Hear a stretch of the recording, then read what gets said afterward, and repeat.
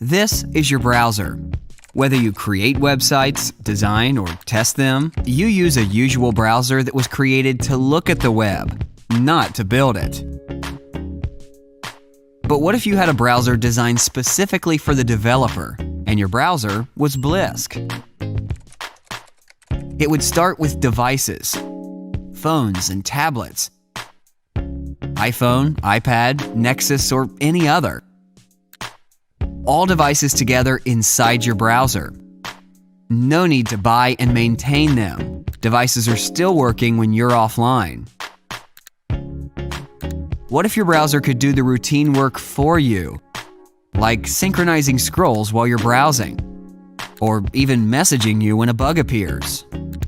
What if the browser could be friends with your favorite tools and services? It could take screenshots and videos, automatically create bug reports.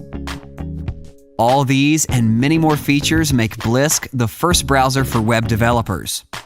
It's free, secure, and time-saving. Blisk. Everything you need, all in one browser.